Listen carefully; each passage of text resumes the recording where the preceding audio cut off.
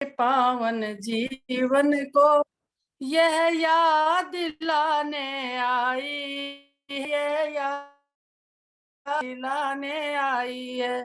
गीता का पावन ज्ञान सुना, एक बाग जगाने आई है, एक बाग जगाने आई है। हमें ढोल बजाना और गाना है, रास रचाना याद रहा, याद रहा। हमें ढोल बजाना और गाना, बस रास रचाना याद रहा, याद रहा। कर्तव्य निभाना भूल गए, यही भूल बताने आई है, यही भूल बताने आई है। श्री कृष्ण के पावन जीवन की यह याद दिलाने आई है, यह याद दिलाने आई है। गीता का पावन ज्ञान सुना, एक बाग जगाने आई है, एक बाग जगाने आई है। शुभ कर्म कमाए सुख पाए, निज जीवन सफल बनाए हम, निज जीवन सफल बनाए हम। शुभ कर्म करें और सुख पाए, निज जीवन सफल बनाए हम, निज जीवन सफल बनाए हम। नई मौत से भी भय खाए हम, यह सीख सिखाने आई है, यह सीख सिखाने आई है। श्री कृष्ण के पावन जीवन की यह याद दिलाने आई है, यह याद दिलाने आई है। गीता का पावन ज्ञान सुना, एक बाग जगाने आई है, एक बाग जगाने आई है। न जुल्म सहे न जुल्म करे, दुखियों के सारे कष्ट हरे, कष्ट हरे।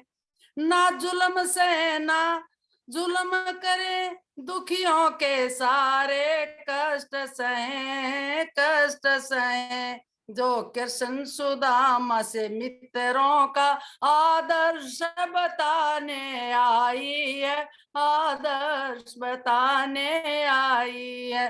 श्री कृष्ण के पावन जीवन की यह याद दिलाने आई है, यह याद दिलाने आई है। गीता का ज्ञान सुना हमको, एक सीख सिखाने आई है, एक सीख सिखाने आई है। गोवध का भीषण पाप कटे, दुर्भिक्ष से रोग का शोक मिटे, शोक मिटे। गोवध का भीषण पाप कटे, दुर्भिक्ष का रोग भी जग से मिटे, हाँ जग से मिटे। गोपाल की सच्ची भक्ति सिखा, यह मार्ग दिखाने आई है, यह मार्ग दिखाने आई है। श्री कृष्ण के पावन जीवन की यह याद दिलाने आई है, यह याद दिलाने आई है। गीता का ज्ञान सिखा हमको, एक सीख सिखाने आई है, एक ज्ञान सिखाने आई है। ओम। बहुत बहुत आभार।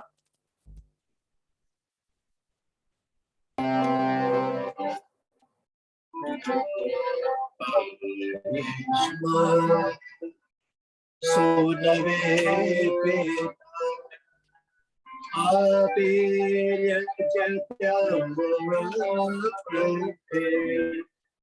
सखा सके बड़े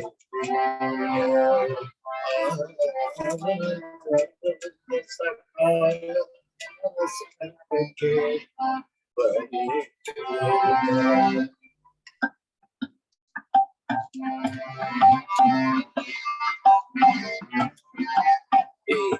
प्रभु मेरे परम सखा परम सखा मेरे परम सखा मेरे परम सखा परम सखा मेरे परम सखा तुम्हें स्नेही तुम्हें हमार पिता तुम्हें बंधु तुम्हें स्नेही तुम्हें हमार पिता दुख में धीरज देने वाले कष्टों में सुख लेने वाले दुख में धीरज देने वाले कष्टों में सुख लेने वाले तुम ही सहाय सहाय प्रभु मेरे परम सखा परम सखा मेरे परम सखा मेरे परम सखा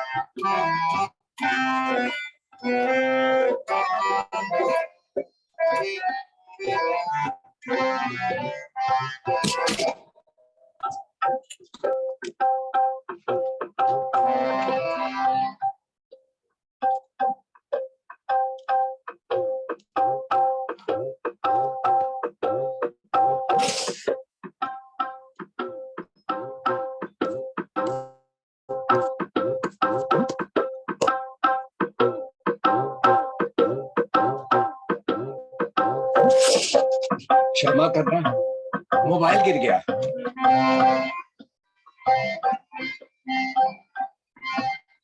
कभी से पिता तो कभी पिता तो कभी बंधु कहता कभी बंधु कहता कभी से कहूँ सखा कभी से कहूँ सखा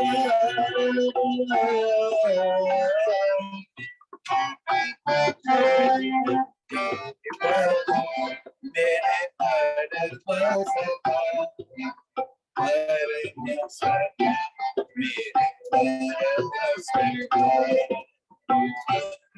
सखा मेरे परम सखा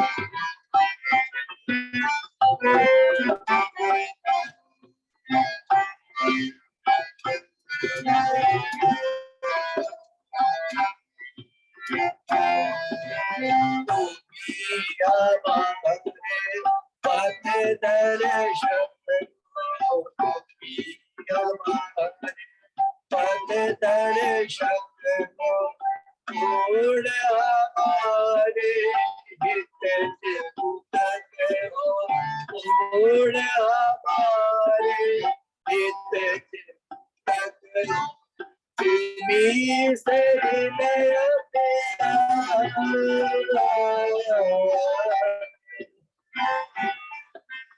तुम्हीं से हृदय मेरे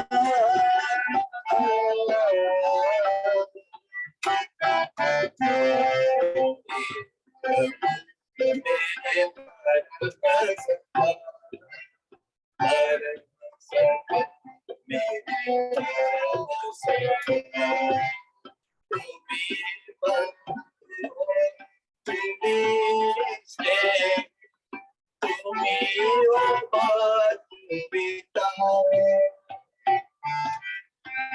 दुख में धीरज देने वाले कष्टों में सुख लेने दीना देने वाले, कष्टों में सुख लेने वाले, तुम्ही सहाय सदा।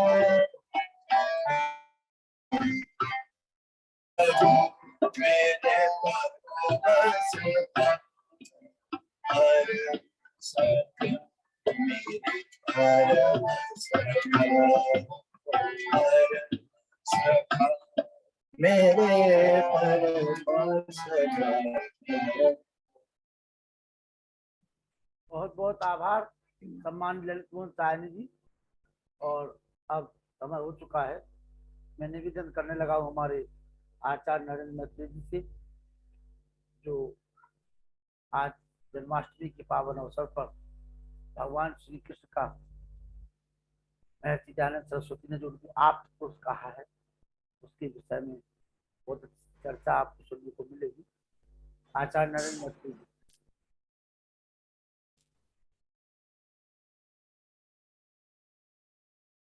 वो म्यूट कर रहा है। हाँ हो गया, म्यूट ही रहेगा। जी खुल गया।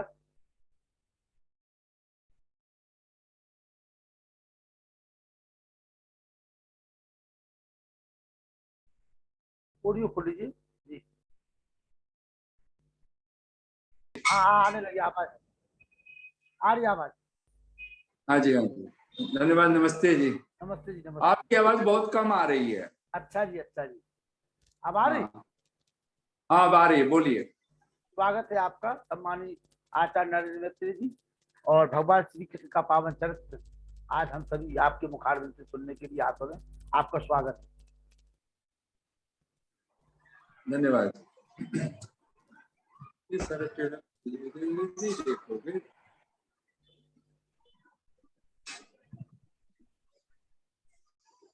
धन्यवाद आप सभी को, बहुत बहुत साधुवाद।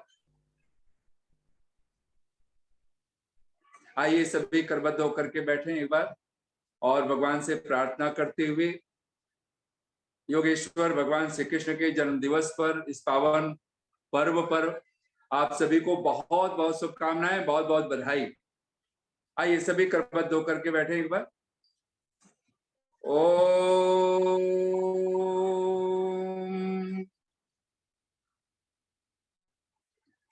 मधुमन्मेनिक्रमणम् मधुमन्मे परायणम् वाचा वदामि मधुमत् भूयासं मधुसन्दृशः। ॐ नमः संभवाय च मयो भवाय च नमः शंकराय च मयस्कराय च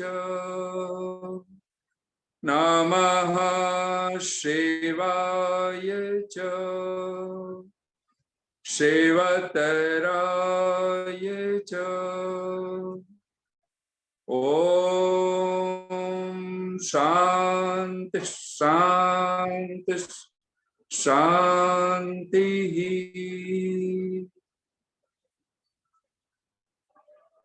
आर्य समाज ललितपुर के पावन तत्वावधान में आप सबका ये नेट के माध्यम से ये वैदिक सत्संग का पावन अभियान और इस कार्यक्रम में जुड़े हुए सभी देश से, विदेश से, दिल्ली आदि प्रांतों से, सभी प्रांतों से जहां से भी आप लोग जुड़े हुए, आप सबको सादर नमन। उपस्थित धर्मप्रिय सज्जनों, मातृशक्ति, हम लोग इस समय योगेश्वर भगवान श्री कृष्ण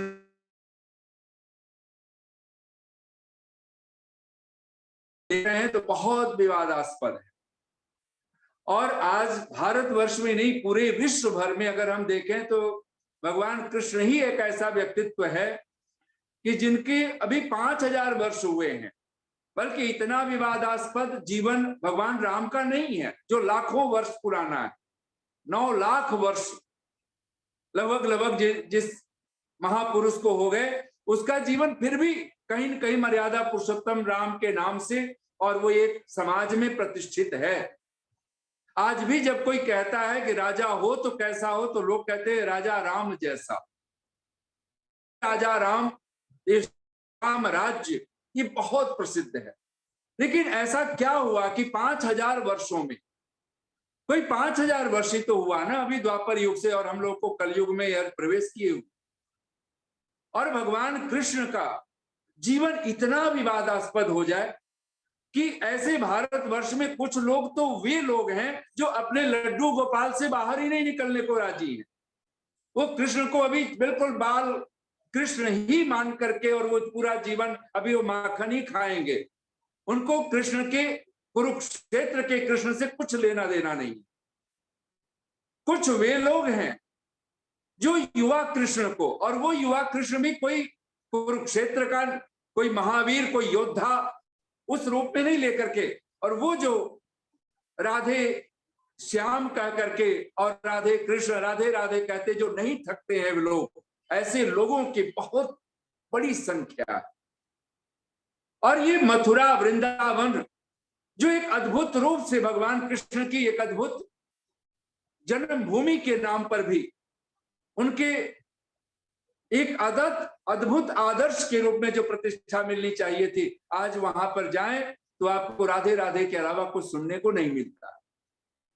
आज भी ये पंक्तियां लोगों की भक्ति के मंत्र जैसे बनी हुई हैं कि राधे राधे रटो चले आएंगे बिहारी।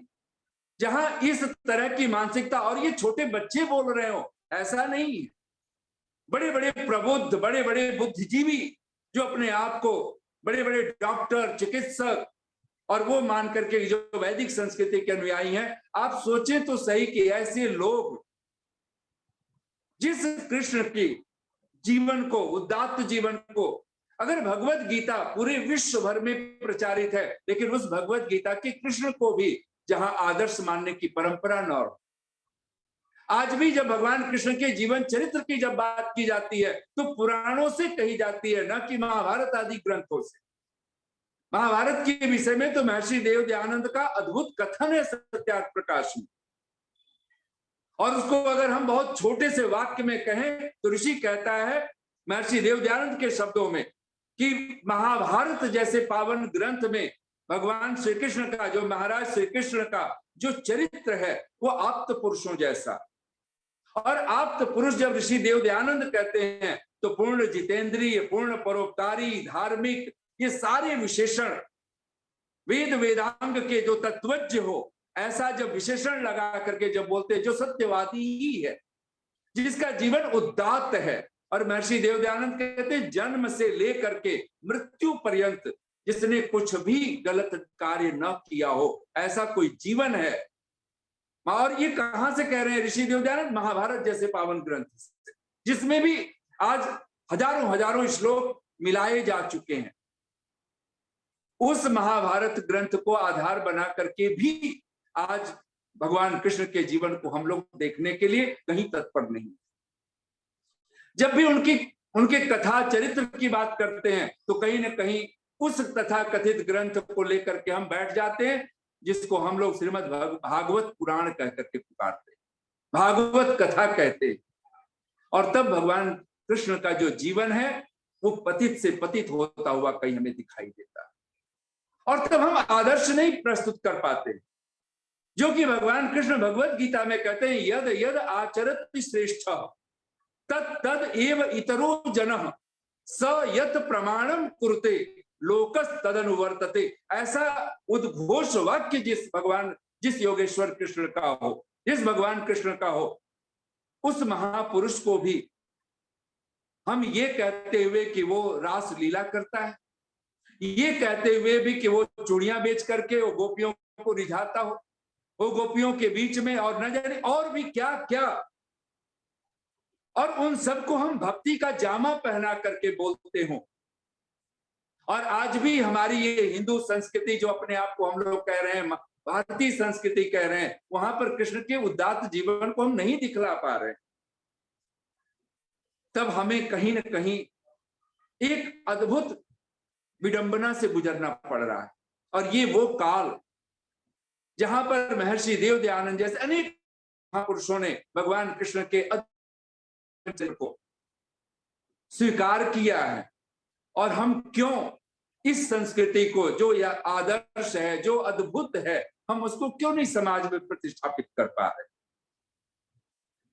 जो ज्ञान की पराकाष्ठा, आज भी कोई अगर हिंदुओं से अगर हम पूछ लेते, लोगों से पूछ लेते, भारत में रहने वालों से, तो लोग वेद का नाम नहीं लेते हैं, लेकिन अगर धर्म ग्रंथ का नाम लेते हैं, कोई पूछ ले कि आपका धर्म ग्रंथ क्या है, जैसे अन्य लोगों के मत मजहबों के ग्रंथ है, तो लोग कहते हैं गीता, क्योंकि गीता शब्द, श्रीमद् भगवत गीता, ये सबकी जबान पर है, लेकिन भगवत गीता में है क्या, ये किसी की जबान पर नहीं,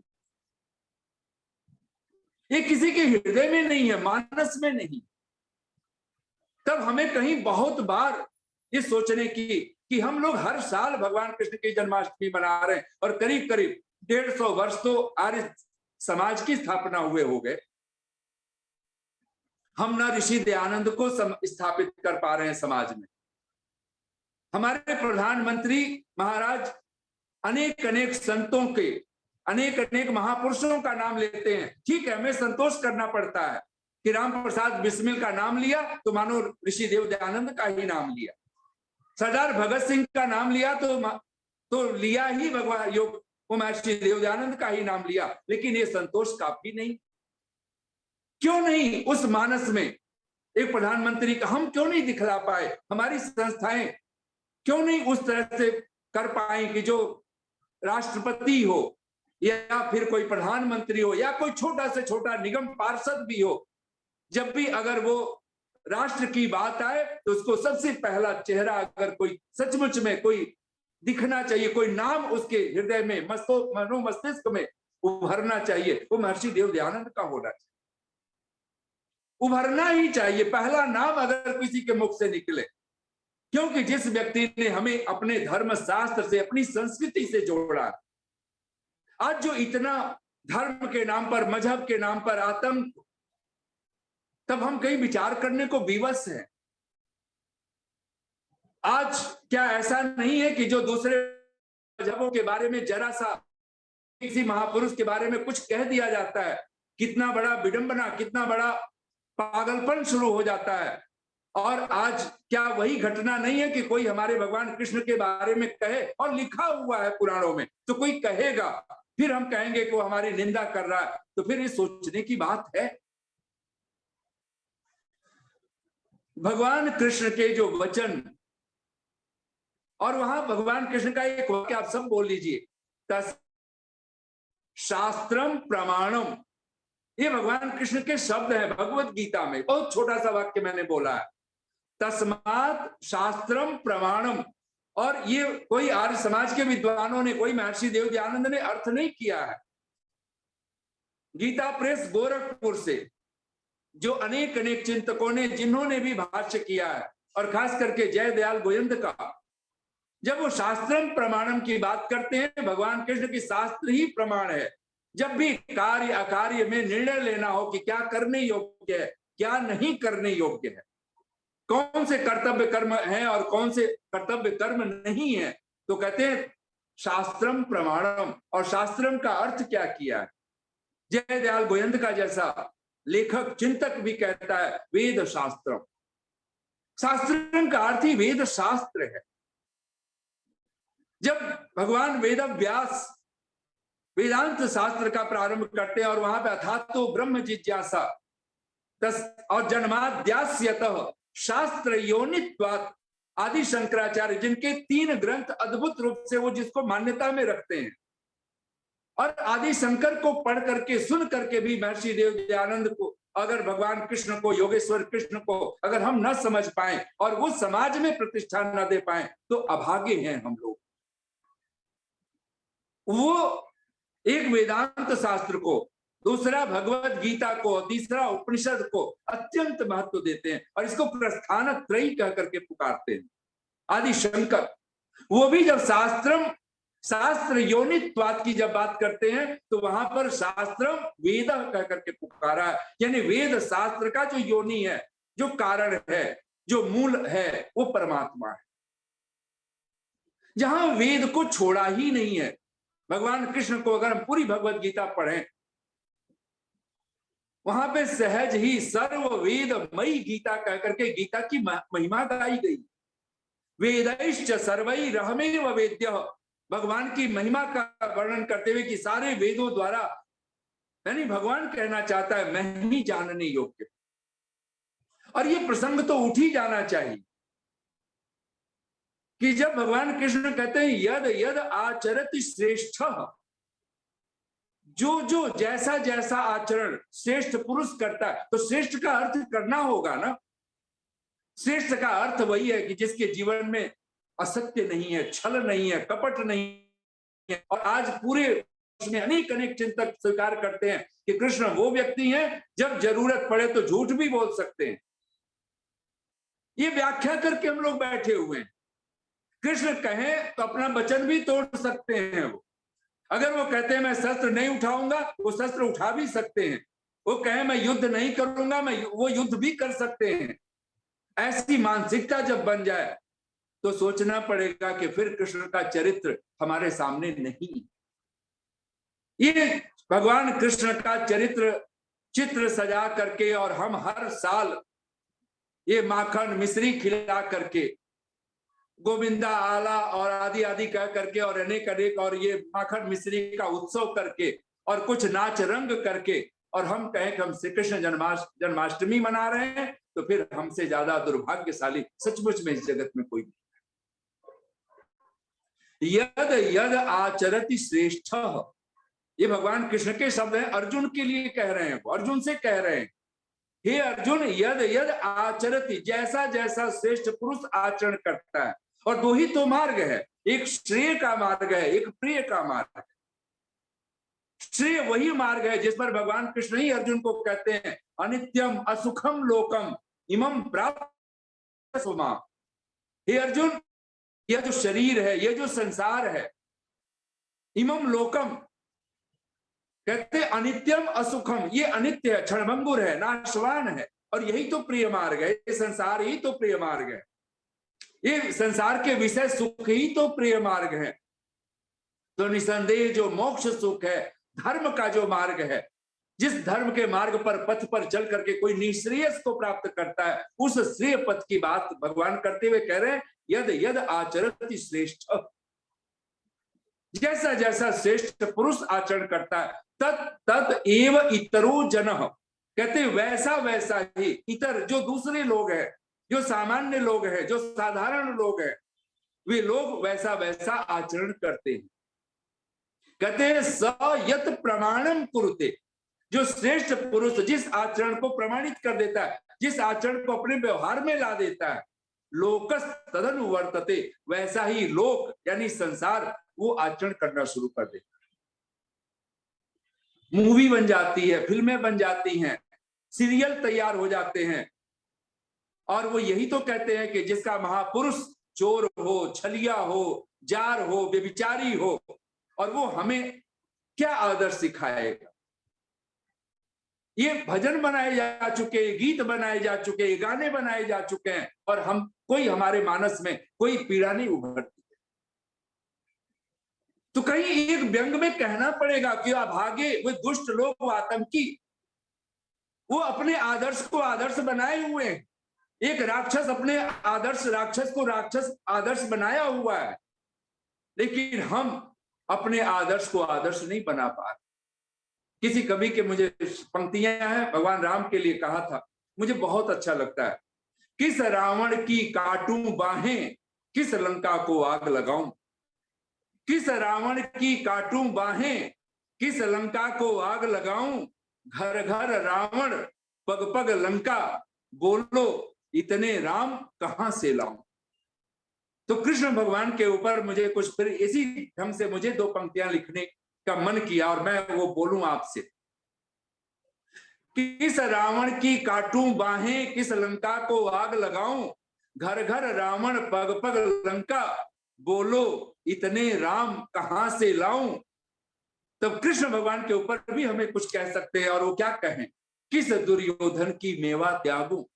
कृष्ण शांति दूत बन करके जाते हैं ना दुर्योधन के पास, और वहां पर शांति दूत बन करके कि भाई 5 गांव ही सही पांडवों को दे दो, युद्ध टालने के लिए जो प्रयास कर सकते हैं कृष्ण करने के लिए गए हुए। लेकिन कृष्ण क्या करते हैं, किस दुर्योधन की मेवा त्यागूं, किस विदुर की कुटिया में जाऊं। कृष्ण कहता है, और कृष्ण जैसा व्यक्तित्व जो सचमुच में श्रेष्ठ का, जो आदर्श का अति उत्तम, जो गौरी शंकर शिखर जैसा है, ऐसा कोई सचमुच में कोई महापुरुष है वो भगवान कृष्ण है। लेकिन कोई उनके उदात्त चरित्र को कोई महाभारत जैसे ग्रंथ से देखे जिसको ऋषि दयानंद ने देखा है, और फिर भी हम उस आज तो हम लोग महाभारत का अर्थ क्या करके बैठे हैं। अरे महाभारत ग्रंथ रखना ही नहीं है, महाभारत रखेंगे तो घर में फिर महाभारत होगा। मैंने सुना एक मजाक, बोले रामायण रखो तो रामायण में लंका कांड घटेगा, ये नहीं सोच सकते हो, सोचना पड़ेगा। नाम सुंदर कांड रख लिया, और सुंदर कांड रखने से तुरंत सुंदर होना है। अगर समझ नहीं है, पात्रता नहीं है, तो रामायण रख लो कि महाभारत रख लो, तुम्हारे घर में महाभारत ही होगा अगर जो अर्थ लेकर के हम बैठे हुए। मैंने सुना है कि एक वकील से, बहुत बड़े वकील थे, उनके एक मित्र ने पूछ लिया कि आपने रामायण पढ़ी है, देखी है, सुनी है। वकील ने कहा बिल्कुल पढ़ा है, सुना है, देखा है। बोले महाभारत पढ़ा है, सुना है? बोले हाँ सुना है, देखा है। बोले आप उसको छोटे से शब्द में अगर परिभाषित करें रामायण क्या है, महाभारत क्या है, तो आप क्या कहना चाहेंगे? तो उस वकील ने, जो बहुत बड़े वकील थे, उन्होंने कहा रामायण अपहरण का केस है और जो महाभारत है वो जमीन का केस है। और दूसरे मित्र जो पूछा था उसने सिर पकड़ लिया। अब वकील के मस्तिष्क में रामायण का कोई अर्थ नहीं, अपहरण का केस है, उसको अपहरण ही दिखाई दिया पूरे रामायण से। अगर एक वकील को और एक बहुत बड़े वकील को अगर रामायण अपहरण का केस दिखता है, आप क्या सोचते हो हमारे घर में रामायण होगा, हम कुछ उसमें से सुंदर देख लेंगे? नहीं देख पाएंगे। हमारे घर वो लंका कांड हमेशा घटता रहे, वो अयोध्या कांड, जो मंथरा आदि की जो घटना है वो घटती रहेगी। हमारे घर फिर कोई कैकेयी पैदा होती रहेगी, और वही तो आज सीरियल में हम लोग सास बहू ये वो सब देख करके, और यही तो देख रहे हैं, वही तो सीख रहे हैं, वही तो पढ़ रहे हैं। वो राम का आदर्श नहीं पैदा होने वाला है कि पिता ने कोई वचन नहीं दिया है लेकिन बेटा वचन बना करके चल दिया है। कौन है? किस दुर्योधन की मेवा त्यागूं, विदुर की कुटिया में जाऊं। घर घर दुर्योधन, पग पग महाभारत, बोलो इतने कृष्ण कहां से लाऊं। कृष्ण तो वो हैं कि जहां जा करके सारी चेतना अध्यात्म की पराकाष्ठा को छूती है। कृष्ण तो वो व्यक्तित्व है जहां श्रेय का पथ ही सुझाई देता है, जहां प्रेय का मार्ग बहुत पीछे छूट जाता है। कृष्ण तो वो हैं जहां जाकर के अपना कर्तव्य कर्म हम बहुत सहजता के साथ करने के लिए उद्यत हो जाते हैं। कृष्ण वो व्यक्तित्व है। अर्जुन ने तो छोड़ ही दिया था ना, कहां क्षत्रिय कहां क्षात्र, धर्म अर्जुन का, हजार युद्ध जो लड़ा हुआ हो, और वो कुरुक्षेत्र की भूमि में गांडीव हाथ उसके हाथ से छूट जाए, ये ऐसे ही हुआ जैसे किसी ब्राह्मण के हाथ से वेद छूट जाए। ये ऐसे ही है जैसे किसी चिकित्सक के हाथ से चिकित्सा के जो सर्जरी के जो अस्त्र शस्त्र हो, जो उसके जो यंत्र हो, वो हाथ से छूट जाए और वो पेशेंट का सर्जरी करने चला, ये ऐसी ही दशा हो गई ना।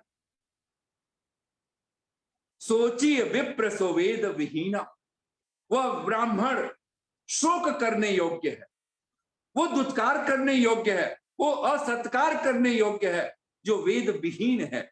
वो क्षत्रिय भी वो अत्यंत असत्कृत्य है जिसके जीवन में जो छात्र धर्म ही ना रहा, जो अपने अस्त्र शस्त्र त्याग बैठे। और ये चिंतक कहने लगे हैं, और ये बात बहुत महत्वपूर्ण है कि राम जी ने, अगर राम अयोध्या का त्याग किया है, वल्कल वस्त्र वाले हो गए हैं, लेकिन राम ने एक चीज नहीं छोड़ी, नव लक्ष्मण ने छोड़ी है। और वो क्या है? वो है अपना धनुष बाण, अपना अस्त्र शस्त्र, वो नहीं छोड़ा है। साधु बन गए हैं, राजपाट नहीं करना है। इसीलिए तो मां ने कह दिया, कई मां कहती है तुम्हें जंगल में रहना है, वन में रहना है कहीं, क्योंकि नगरों में जाए तो हो सकता है कि वहां पर नगर वासियों को इकट्ठा करके पूरे फिर कोई सेना बना ले, कोई तैयार कर ले, और फिर कोई राजपाट, कोई अयोध्या पर फिर आक्रमण। ये राजा है। उन्होंने कहा नहीं, जंगल में रहना है, तुम्हें साधु बन करके रहना है। अधिक से अधिक आश्रमों में जा सकते हो, साधु संतों के पास जा सकते हो, लेकिन राम ने एक चीज नहीं छोड़ी, और वो है अस्त्र शस्त्र, वो क्षत्रिय धर्म, छात्र धर्म। भगवान कृष्ण के नाम से भी एक शस्त्र आता है, उसका नाम भी बहुत प्यारा नाम है, सुदर्शन चक्र, जो दिखता नहीं है, कब उंगलियों में आ जाए, कब हाथ में आ जाए। और भगवान कृष्ण की तो अद्भुत देशना है। अगर मैं भगवान कृष्ण को मैं परिभाषित करूं, और जो श्लोक विवादास्पद भी है भगवान बना देने में, परमात्मा बना देने में, जिसको महर्षि देवदान ने बड़ी श्रद्धा के साथ हर आप्त पुरुष का, हर महापुरुष का, जिसको एक ध्येय वाक्य बना दिया है सत्यार्थ प्रकाश में अपने, मैं उसी वाक्य को मैं बोलता हूं, आप सब दोहरा लीजिए एक बार।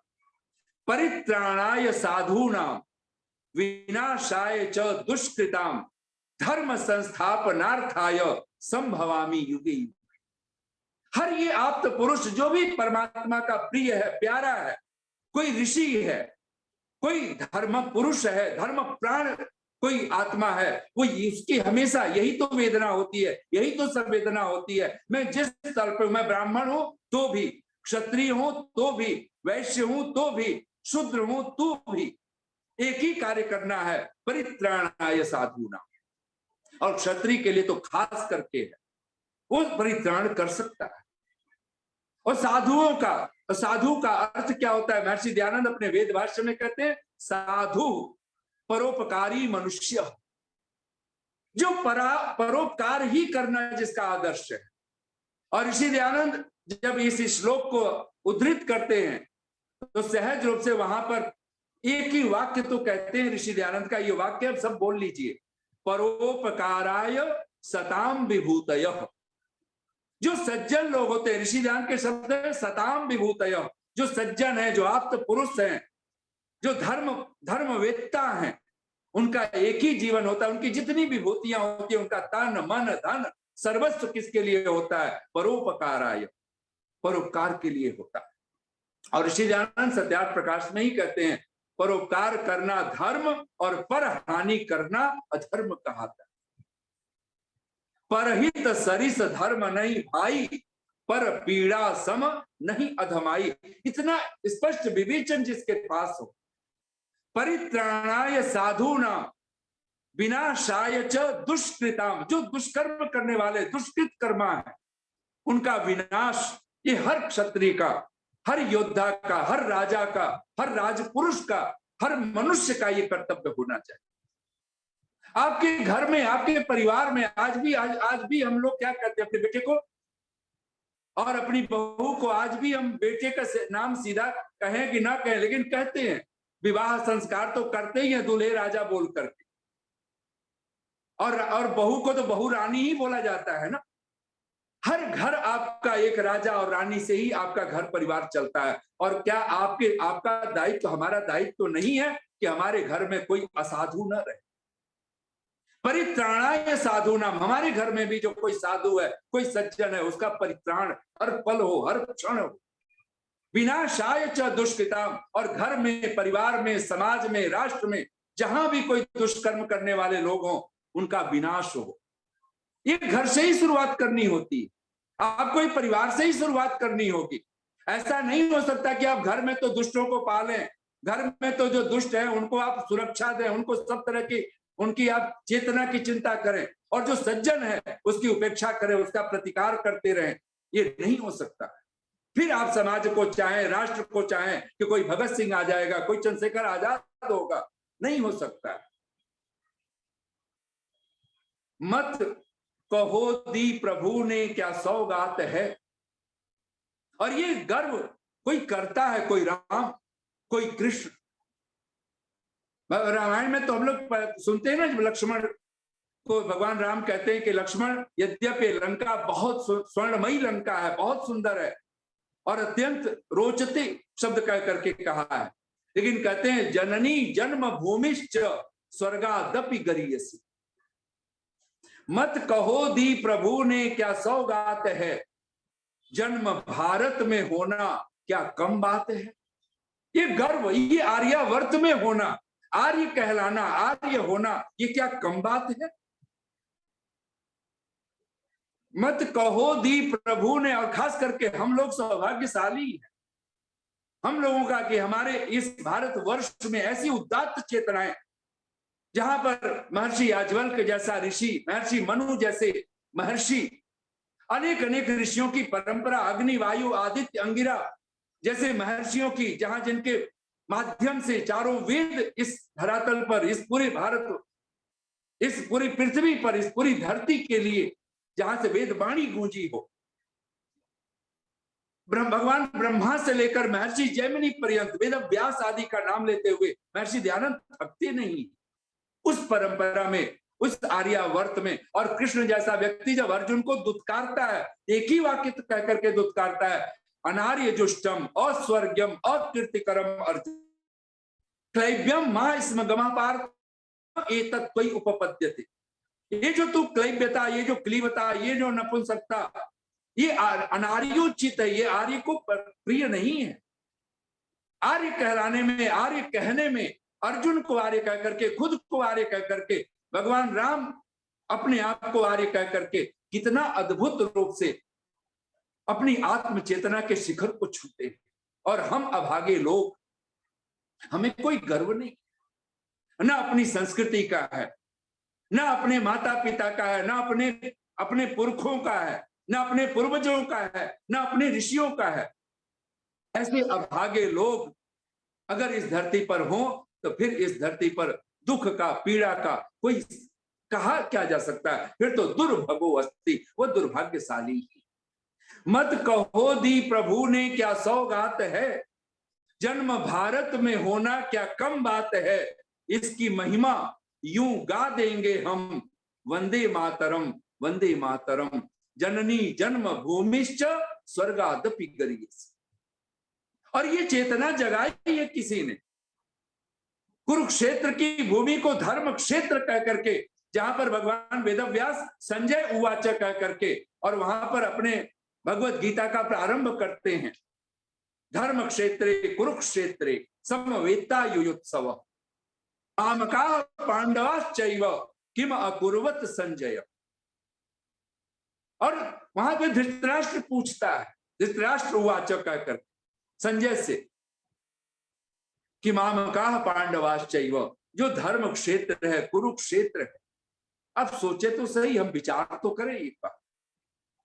और पूरी भगवत गीता को विद्वानों की भाषा में अगर कहें तो कहते हैं कि विचार करते हैं, अगर आप शब्दों को, जैसे हम लोग कहते हैं ना, छोटा सा एक सार शब्द बनाते हैं, तो भगवत गीता का जो पहला शब्द है, पहला अक्षर है, धर्म शब्द है, धर्म शब्द है पहला, और अंतिम में जाए तो ध्रुवा नीतिर मतिर मम, अंतिम में म अक्षर है। पूरी गीता एक शब्द में कहनी हो तो धर्म शब्द में समाहित है।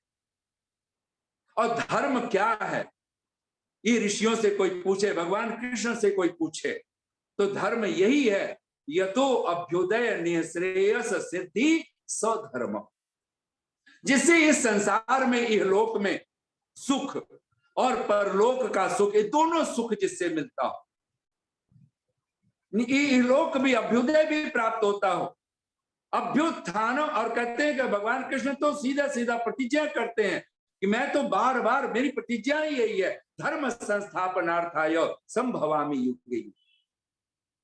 तीन बातें हर श्रेष्ठ पुरुष के मस्तिष्क में होनी चाहिए। पहला, परित्राणाय साधूना, आप अपने घर में, परिवार में, जहां पे भी हैं, समाज में हैं, जहां सज्जन लोग हों, साधु लोग हों, उनकी सबसे पहले चिंता कीजिए, उनकी रक्षा कीजिए, तन से, मन से, धन से, जिस तरह की उनकी आवश्यकता हो, उन आवश्यकताओं को। और हम क्या करते हैं, हमारे ही अगर 2 बालक हैं, 2 बेटियां हैं, परिवार में हैं, कोई जो दुष्ट है हम उसका ध्यान करते रहते हैं, जो सज्जन है उसकी उपेक्षा करते रहते हैं। ये हमारा व्यवहार बना हुआ, ये तो साधु है, ये तो ठीक है। अगर और समाज में भी जो सज्जन है, अरे बोले ये तो कुछ कहेंगे नहीं, आप इनकी चिंता मत करो, इनको तो आप जो खिला दोगे खा लेंगे, जो पिला दोगे पी लेंगे, जो करा दोगे कर लेंगे, बस ये जो दुष्ट लोग हैं इनको मनाओ, उनके लिए हम 56 भोग लगा करके। और यही तो होता है, कोई मेहमान आ जाए और मेहमान के लिए हम उतना नहीं करते जितना दुष्ट व्यक्ति को जानते हुए उसकी सेवा में हम अपना सब कुछ न्यौछावर करते। आज किसी को बिजनेस करना है और उसको पता है कि बिजनेस में फला व्यक्ति आएगा तो उसको कैसे खुश करना, वो दुष्ट है लेकिन उसको राजी करने के लिए 56 भोग लगा दिए जाते, सब तरह की बातें कर ली जाती। और ऋषियों का तो एक ही बात कहना है, और अगर उसको 2 लाइनों में अगर हम लोग कहें, महर्षि देव दयानंद हो कि भगवान कृष्ण हो कि भगवान राम हो, जितने भी महापुरुष हुए उन लोगों ने अपने समय में किया क्या है, किस कारण लोग उनके विरोधी बन गए, किस कारण उनका जीवन कहीं ना कहीं आत्मसात नहीं कर पाए हम, और उनके जीवन से कहीं ना कहीं घृणा करने की जैसी अवस्था ला करके खड़ी कर दी गई। क्यों इतनी मिलावट, क्यों इतना पागलपन क्यों हुआ, क्यों हम बर्दाश्त नहीं कर पाते महापुरुषों को, उन श्रेष्ठ पुरुषों को, उन उदात्त चरित्र वालों को? तो कारण एक ही है, 2 पंक्तियों में अगर कहें तो उसका अर्थ है, रात को रात कह दिया मैंने, रात को रात कह दिया मैंने, सुनते ही बौखला गई दुनिया। रात को ही रात कहा है और कुछ नहीं कहा है, दिन को दिन कहा है, रात को रात कहा है, और सुनते ही बौखला गई दुनिया। अगर सचमुच में कोई धार्मिक माँ बाप है, धार्मिक कोई गुरु आचार्य है, धार्मिक कोई राजा है, वो एक ही तो कार्य करता है, रात को रात कह देता है, दिन को दिन कह देता है, और सुनते ही बौखला जाते हैं लोग, पागल हो जाते हैं, उसके पीछे पड़ जाते हैं। क्या आज समाज में हमें दिखाई नहीं दे रहा? चाहे वो कहीं पर भी आप देखें, छोटी सी संस्था हमने बनाई हुई है, वो संस्था भी हम नहीं संभाल पा रहे हैं। तो कारण एक ही मिल पा रहा है, हम श्रेय के पथ के अनुयायी नहीं बन पा रहे। परित्राणाय साधु नाम, अगर हम सचमुच में धार्मिक हैं तो हमारा पहला कर्तव्य अगर कुछ हो तो आप अपने घर में जो साधु हैं, जो सज्जन हैं, जो सत्य से ओतप्रोत है, जिसका जीवन जितेंद्रियता से युक्त है, जिसका जीवन धार्मिकता से युक्त है, जो दोनों समय संध्या यज्ञ याग से जो अपने आप को जोड़ा हुआ है, जो पंचमहायज्ञों का जो जीवन जीता है, ऐसा व्यक्तित्व अगर आपके पास है, भगवान कृष्ण के ही शब्द है ना भगवत गीता में, और 18वें अध्याय में वो मानो उपसंहार करते हैं अर्जुन को, और वो कहते हैं, अर्जुन अगर तुम सचमुच में धार्मिक है तो 3 कर्म कभी किसी महान पुरुष से, किसी बुद्धिमान व्यक्ति से, किसी मनीषी से वो छूटने ही नहीं चाहिए। चाहे वो कितना ही सिद्ध हो जाए, कितना ही वो उदात्त अपने आप को कैसा भी मुक्त कर ले, जीवन मुक्त क्यों ना हो जाए, लेकिन 3 कर्म से कभी नहीं छूटने चाहिए। वो 3 कर्म कौन से? आप सब बोल लीजिए एक बार। यज्ञ दान, यज्ञ दान तपः कर्म, यज्ञ दान तपः कर्म न त्याज्यम कार्यम एव तत्। ये बहुत सीधा सा वाक्य, यज्ञ दान और तप। अगर हम साधु हैं, अगर हम धार्मिक हैं, धर्मात्मा हैं, ये 3 कर्म चाहे जीवन मुक्त क्यों ना हो जाए, ये 3 कर्म हम नहीं छोड़ सकते। और कृष्ण भगवान इसको जी करके दिखलाते हैं। वो तो सहज कह देते हैं, वो योगी नहीं है जो अक्रिय होकर के बैठ गया, कोई गुफाओं में बैठ जाए, सारे कर्म छोड़ दे।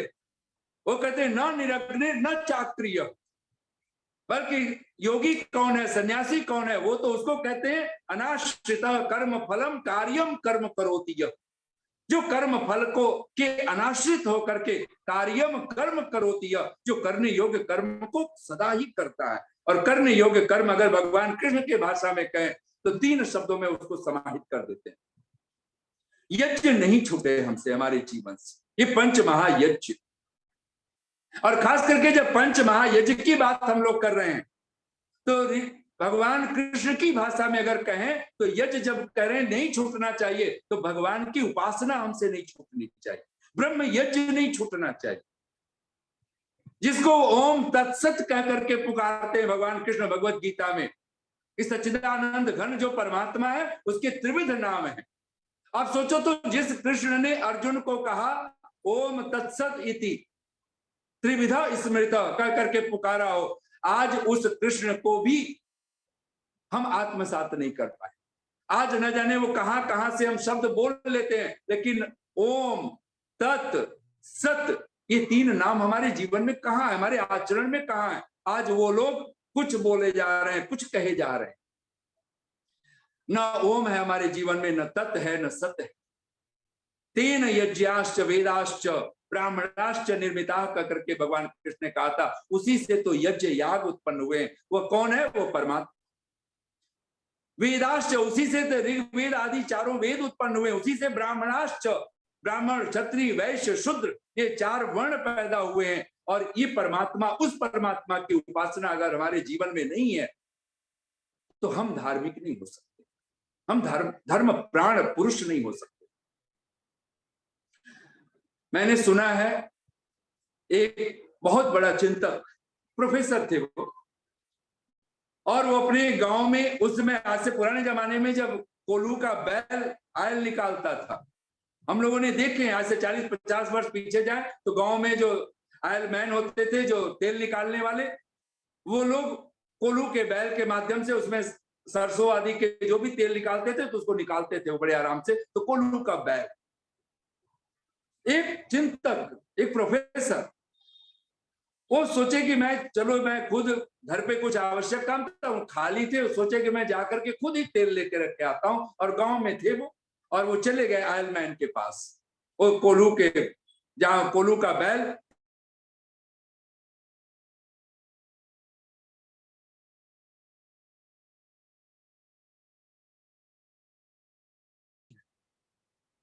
एक दूर देखा, फिर थोड़ी दृष्टि दौड़ाई तो देखा एक दूर खेत के झुरमुट में जहां पे कुछ फसलें उगी हुई हैं, वहां पर एक व्यक्ति अपने खेतों में कुछ काम कर रहा है। तो सोचा कि आवाज दिया इसने कि मुझे तेल चाहिए, तो वो व्यक्ति झुरमुट से निकला हुआ खेतों में जो काम करता था, किसान होगा या जो व्यक्ति होगा, वो आया दौड़ करके, तो चिंतक के बिल्कुल पास आ गया प्रोफेसर के, और वो कहा कि भाई मुझे सरसों का तेल लेना है, मस्टर्ड आयल तो मुझे चाहिए, लेकिन मैं एक चिंतक हूं, मुझे एक बात पूछनी है। ये ठीक है कि कोल्हू का बैल चल रहा है, लेकिन आप अगर बैल हो सकता है ना कि खड़ा हो जाए, ठहर जाए और तेल ना निकले, क्योंकि आप तो दूर अपने खेतों में काम कर रहे हो, कुछ और काम कर रहे हो। तो उस किसान ने कहा, आप देखे नहीं, हमने बैल के आंखों पे पट्टी बांध रखी। आपने देखा होगा कोल्हू के बैल, उनकी आंखों पे पट्टियां बंधी होती, हमने पट्टी बांध रखी है, बैल को देखना ही नहीं है।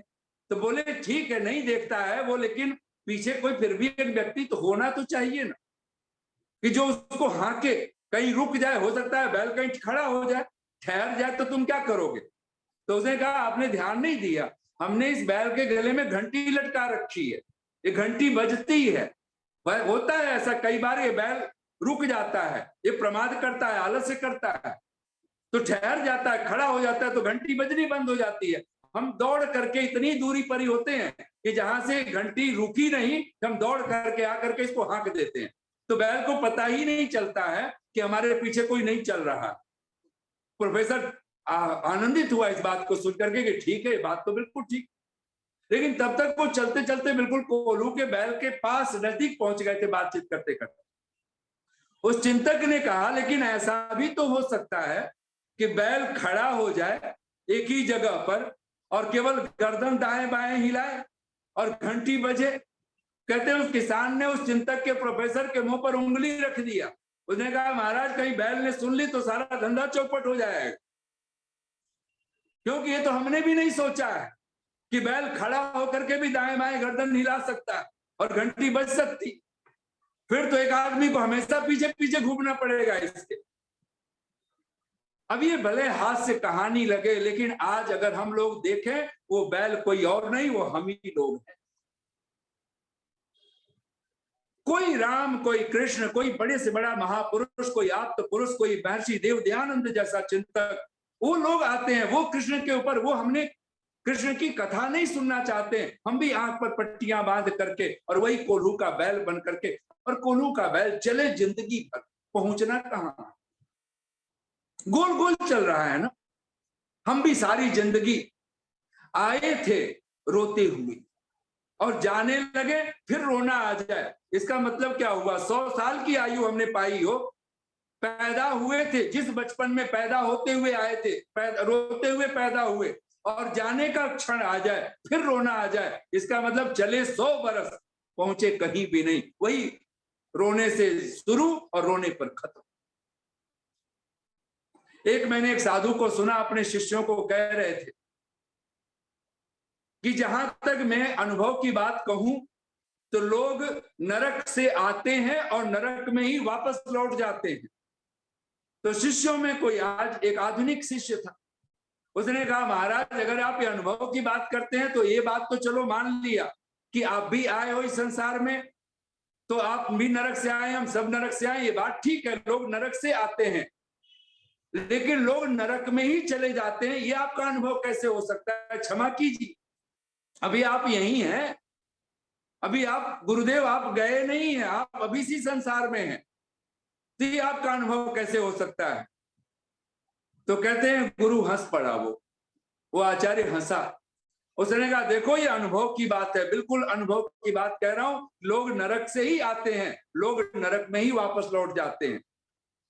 उसने कहा हाथ जोड़ करके फिर आप इसका कुछ प्रमाण तो दीजिए, कोई ढंग, कोई उदाहरण तो दे। गुरु ने कहा देखो हम पैदा हुए आए जगत में तो रोते हुए आए, और रोते हुए आना इस बात का प्रमाण है, प्रतीक है कि अच्छी जगह से नहीं आए, नरक से ही आना हुआ।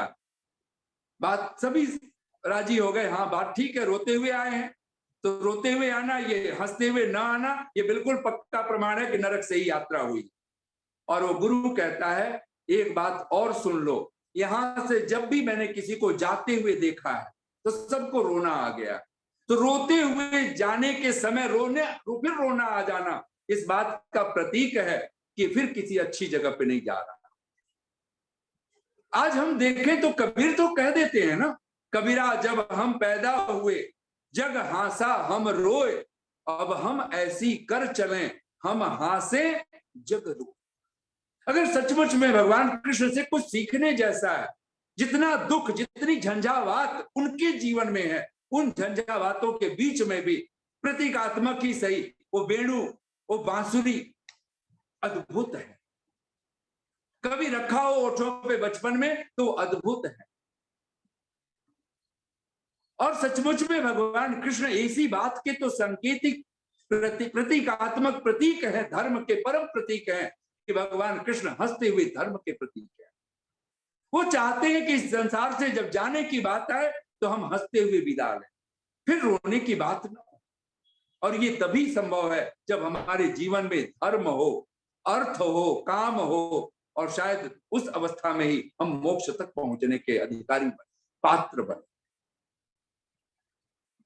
भगवान कृष्ण पहली चीज कहते हैं कि हर अपने घर में, परिवार में, समाज में, राष्ट्र में, जहां भी आप जिस अधिकार पर हैं, जिस पद पर हैं, जिस प्रतिष्ठा पर हैं, वहां आप दाता बनकर के जीने की कोशिश करें। और उस दाता में सबसे पहला जो आपका स्थान हो, किसी साधु को, कभी साधु की अवहेलना मत करना, कभी किसी सज्जन की, चाहे वो आपका बेटा हो, चाहे वो बेटी हो, चाहे वो माँ हो, चाहे बाप हो, चाहे भाई हो, बहन हो, चाहे वो गुरु हो, आचार्य हो, चाहे वो आपके अड़ोस हो, पड़ोस हो, लेकिन अगर साधु है और उसका अगर तिरस्कार किया तो सारी जिंदगी आप उस दुख से अपने आप को वंचित नहीं कर पाएंगे, हटा नहीं पाएंगे। कितना दुख भोगना पड़े, कितने कष्ट झेलने पड़ेंगे। कहते हैं कि रावण को राम जी ने मारा, ये सारी दुनिया जानती, लेकिन गोस्वामी तुलसीदास ने लिखा है साधु अवज्ञा तुरत भवानी कर कल्याण अखिल कहहानी। कहते हैं रावण ने जब विभीषण का त्याग किया, कहते हैं कि राम जी ने रावण को मारा, ये सच नहीं है, रावण ने खुद को ही अपने आप को मार दिया है। कब मारा है? कहते हैं जब विभीषण का, उस साधु का, भाई का उसने त्याग कर दिया। और तब तुलसीदास जी वहीं पर कहते हैं, और कथा बहुत लोगों से कहलवा रहे हैं, वो शिव जी सती को कह रहे हैं, भवानी से कह रहे हैं, साधु अवज्ञा तुरंत भवानी, कर कल्याण अखिल कह हानि। जो साधु का अपमान करता है, उसकी अवज्ञा करता है, उसकी अवहेलना करता है, उसका अनादर करता है, कहते हैं वो अपने संपूर्ण ऐश्वर्य को, अपने कल्याण को वो नष्ट कर डालता है। वहीं पर फिर तुलसीदास जी लिखते हैं, रावण जब ही विभीषण त्यागा। ये साधु कौन है? कहते हैं रावण जब ही विभीषण त्यागा, भयौ विभव बिनु तब ही अभागा। कहते हैं वो उसी क्षण वो नष्ट हो गया, उसी क्षण वो हमें दिखाई दिया है बड़े बाद में, लेकिन रावण तो उसी क्षण, उसी मर गया, उसी पल खत्म हो गया, समाप्त हो गया। इसलिए कभी भी साधु का तिरस्कार, सज्जन का तिरस्कार कभी, इसीलिए तो हमारे वहां अतिथि यज्ञ है, और अतिथि यज्ञ किसी दुष्ट को पूजने के लिए नहीं है।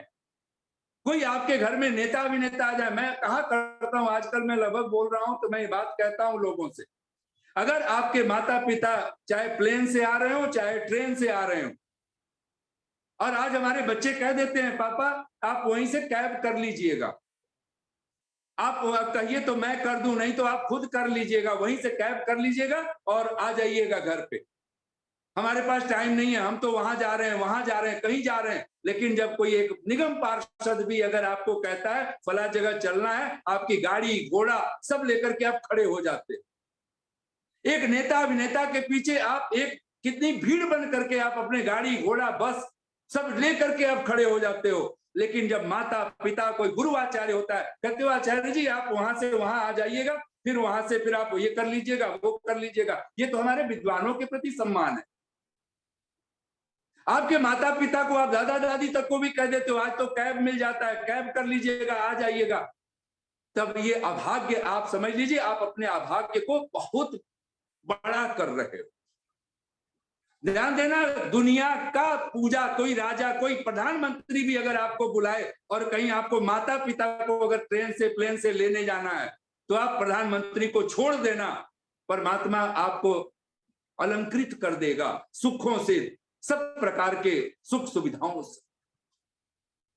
लेकिन अगर आपने माता पिता को तो कह दिया कि नौकर चाकर ले आए, कोई कैब वाला ले आए, और आप चल पड़े प्रधानमंत्री के स्वागत में, चल पड़े किसी निगम पार्षद के स्वागत में, तो आपसे बढ़कर के अभागा दुर्भाग्यशाली इस धरती पर कोई दूसरा नहीं हो सकता। और इसी बात को तो भगवान कृष्ण कहना चाहते हैं, किस दुर्योधन की मेवा त्यागूं, किस विदुर की कुटिया में जाऊं। किस दुर्योधन की मेवा त्यागूं, ये त्यागना चाहिए, आना चाहिए आज। किस दुर्योधन की मेवा त्यागूं, किस विदुर की कुटिया में जाऊं। घर घर दुर्योधन पग पग महाभारत, बोलो इतने कृष्ण कहां से लाऊं। कृष्ण तो हंसते हुए धर्म, कृष्ण तो चाहते हैं कि आप हंसते हुए यहां से विदा लो, और यहां कुछ ऐसा करके जाएं कि परित्राणाय साधु नाम। मैं जो सज्जन है, साधु है, वो भोले माता पिता है, भोला कोई बालक है, संतान है, कोई गुरु है, कोई आचार्य है, मैं उसकी सेवा में अपना सर्वस्व अर्पित करूं। और विनाशाय च दुष्कृताम, कोई दुष्कर्मा है, कोई राक्षस है, कोई मलेच्छ है, कोई दुष्ट है, कोई पापी है, अधर्मात्मा है, आप उसका असहयोग करना शुरू कीजिए। आज से, अभी से करना शुरू कीजिए। अपने घर से शुरू कीजिए, अपने परिवार से शुरू कीजिए, अपने समाज से शुरू कीजिए। अगर आपको पता है फला व्यक्ति दुष्ट है, इसका खान पान गलत है, इसका रहन सहन गलत है, इसका आचरण गलत है, ये चोरी है, बेईमानी है, जारी है, बेविचार, सब कुछ इस व्यक्ति के जीवन में, फिर भी मैं उसके पीछे पीछे दौड़ रहा हूं, मैं उसकी पूजा करते, उसको फूल माला पहनाते मैं थक नहीं रहा हूं, तो इससे बढ़ करके इसका मतलब हम किसी महापुरुष का जीवन चरित्र मनाएं, उसका जन्माष्टमी मना पाए, किसी भगवान राम की रामनवमी मना पाए, किसी महर्षि देव दयानंद की हम फरवरी मास में, या उसका जो जन्म दिवस का हम दशमी मनाएं, ये नहीं हो सकता, हमारी पात्रता नहीं। परित्राणाय साधूनाम विनाशाय च दुष्कृता। और भगवान कृष्ण कहते हैं धर्म संस्थापनार्थाय संभवामि युगे। और आज हम उस राजनीति के शिकार हो गए हैं जहां धर्मनिरपेक्षता को महत्व दिया जाए। कुछ लोग हैं जो अपने राक्षसी धर्म को वो तो पूजें, वो तो पढ़ें अपने धर्म ग्रंथ को, वो तो अपने तथाकथित मुल्ले मौलवियों को वो पूजा करें, वो महत्व दें, लेकिन हम अपनी भगवत गीता, रामायण, वेद, शास्त्र हम न पढ़ें, ऐसी साजिश जहां हो। अब कल्पना तो कर, आज धर्म शब्द हमारे बच्चों के, हमारे मस्तिष्क से ये बन चुका है, धर्म तो कर्मकांड तथा कथित पागलपन का नाम है। जबकि चिंतकों का कहना युवैव धर्मशीलः स्यात्, धर्म तो आपका जीवन है। बलवान अपि अशक्तो असो, कहते वो बलवान होता हुआ भी अशक्त होता है। धनवान अपि निर्धन, वो धनवान होता हुआ भी निर्धन होता है। श्रुतवान अपि मूर्खश्च, और वो बहुत बड़ा वेदज्ञ होकर के भी वो मूर्ख होता है। बहुत सुना हुआ, बड़े शास्त्र पढ़े लिखे हो तो भी वो मूर्ख कहलाएगा। कहते हैं यो धर्म विमुखो जन, जो धर्म से विमुख है। और हम अभागे लोग धर्म को फिर भी समझना ना चाहे, धर्म को जानना ना चाहे। पूरी भगवत गीता जहां धर्म शब्द से ही प्रारंभ होती हो, और जो भगवान कृष्ण कहते हैं धर्म संस्थापनार्थाय, धर्म की संस्थापना, आज उसी कृष्ण गोपियों के बीच में रासलीला नचाने को धर्म समझा जाता हो। श्याम चूड़ी बेचने आया, ऐसे भजन गा करके भजन समझ लिया जाता हो, कीर्तन समझ लिया जाता हो। माखन मिश्री खिला करके और कृष्ण के बालपन से बाहर होने को राजी ना हो, जीवन में कोई वीरता, कोई पौरुष जीवन में आपके ना आता हो, तो ऐसा जीवन नहीं हो सकता, वो धर्म जीवन नहीं हो सकता। आचार्य चाणक्य तो कहते हैं जीवंतम मृतवन मन्ये, मैं उसको जीवित होते हुए भी को मरा हुआ मानता हूं। जीवंतम मृतवन मन्ये देहिनम धर्म वर्जितम, जो ही प्राणी है, जो इस संसार में देही बन करके मनुष्य रूप में आ करके भी जो अपने आप को धर्म से हीन बनाए हुए है, कहते वो मरे हुए के समान है, जो धर्महीन है। और धर्म का सीधा सा अर्थ कर लीजिए, एक बात, एक शब्द में जो भगवान कृष्ण कहते हैं पूरी श्रद्धा के साथ, यज्ञ दान तपः कर्म न त्याज्यम कार्यम एव तत्। और भगवान कृष्ण तो जगह जगह पर वो तो कह देते हैं एक बात, जब ये कहते हैं ना सर्वधर्मान परित्यज्य माम एकम शरणम व्रज, वो माम एकम शरणम व्रज ये ब्रह्म यज्ञ है, ये भगवान की उपासना की बात कर रहे हैं।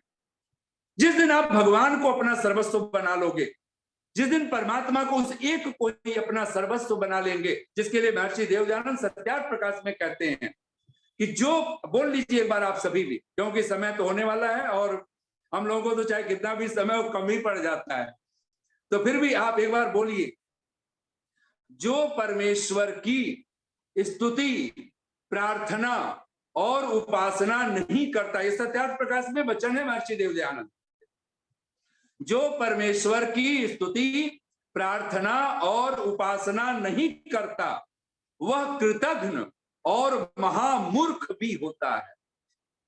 वह कृतघ्न होता है। कृतघ्न उसी को कहते हैं जो राक्षस की लाख परोपकार करो, लाख दो, फिर भी वो उंगलियां उठाता रहे, आपने कुछ नहीं दिया, आपने कुछ नहीं हमारे लिए किया, आपने ये नहीं किया, वो नहीं किया। ये सारी परिस्थितियां अगर आज देश के लिए भी हम कहें, समाज के लिए भी कहें, परिवार में भी यही वाणी बनती हो, घर परिवार में भी यही बात चल रही हो, तो फिर हम अभागे लोग, हम कृतघ्न हैं, फिर हम राक्षस हैं, असुर हैं। और कहते हैं महामूर्ख, जो भगवान की उपासना नहीं करता महामूर्ख। महामूर्ख वही है कि जो जिस डाल पर बैठा उसी डाल को काट रहा है, और ऐसे काट रहा है कि डाल भी गिरेगी और वो खुद भी गिरेगा। वो जिस थाली में खा रहा है उसी थाली में छेद करने की स्थिति में।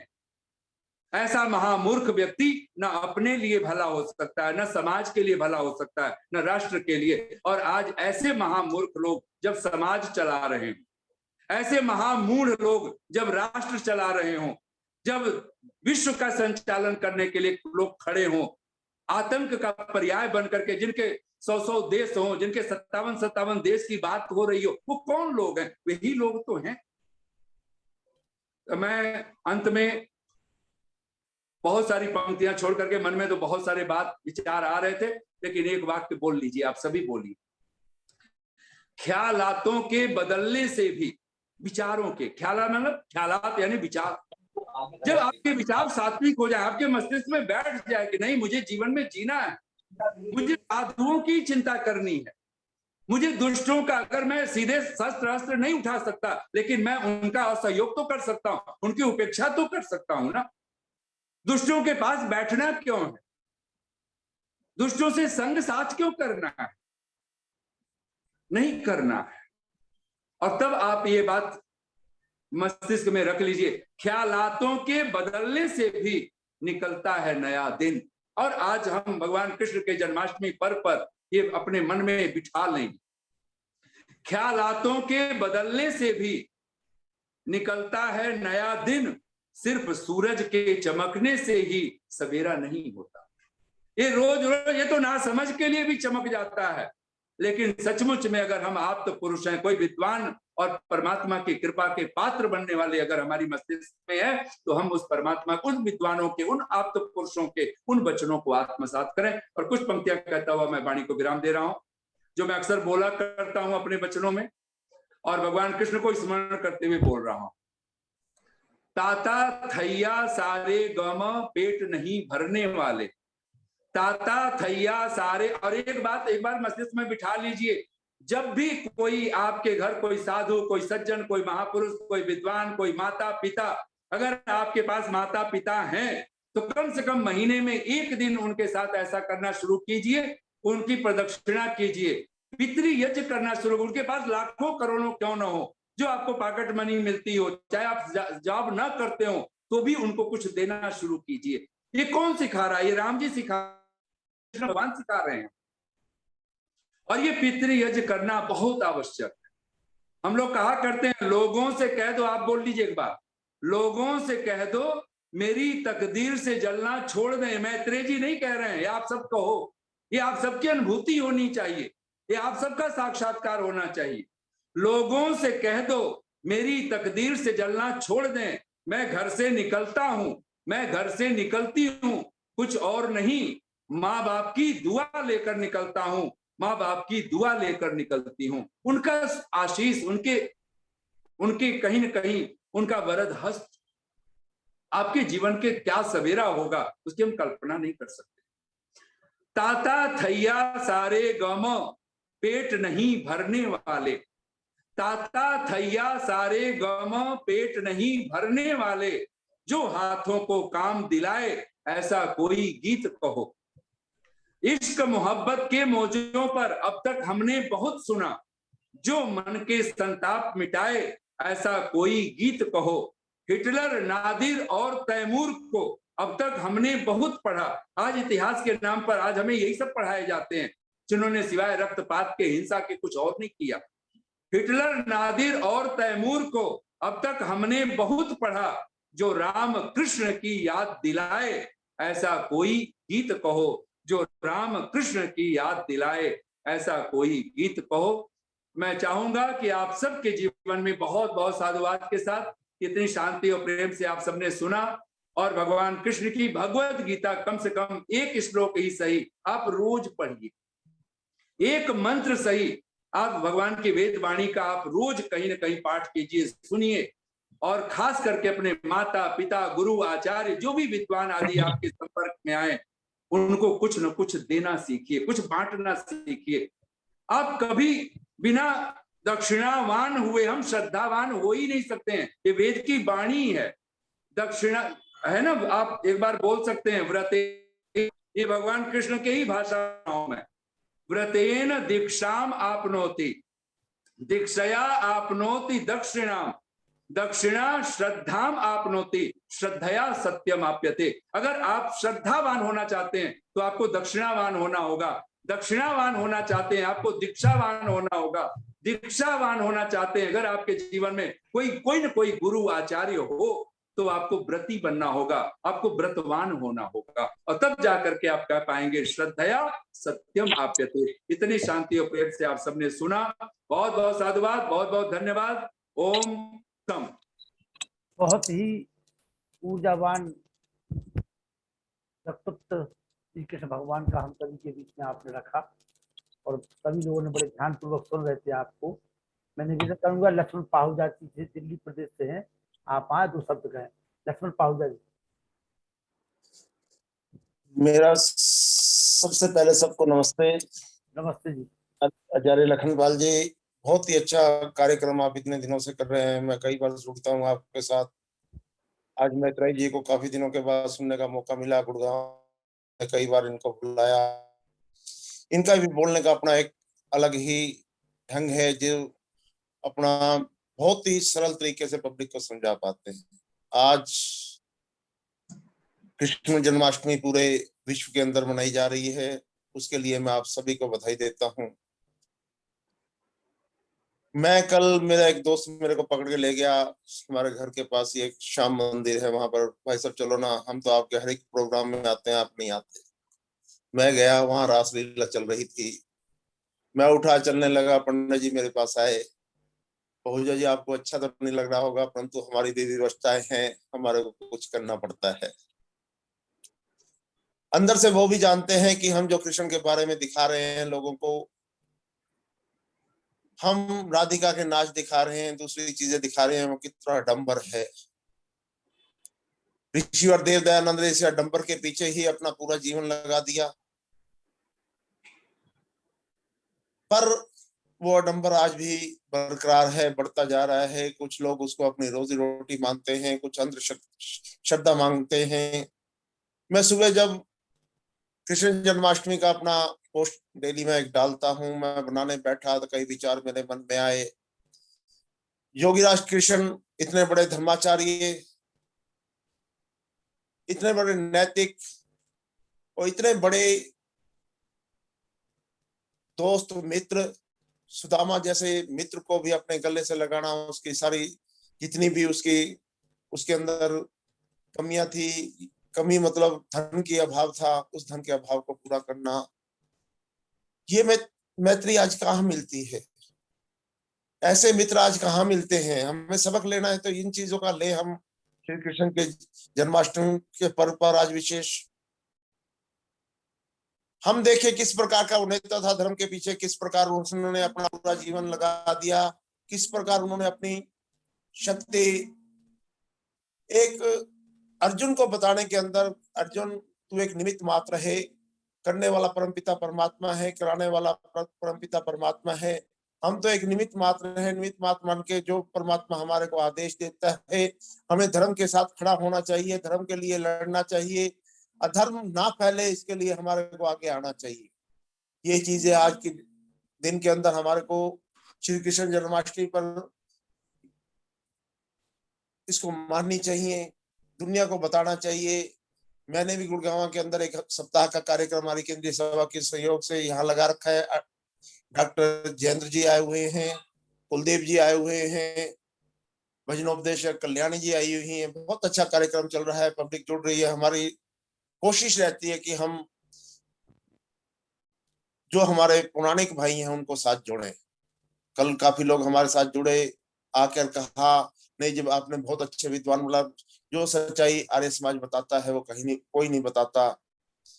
ऋषिवर देव दयानंद जी ने सत्यार्थ प्रकाश के अंदर लिखा है, ऐसा धर्मात्मा जिसने जन्म से लेकर मृत्यु पर्यंत तक कोई भी अनैतिक कार्य नहीं किया, कोई भी गलत कार्य नहीं किया।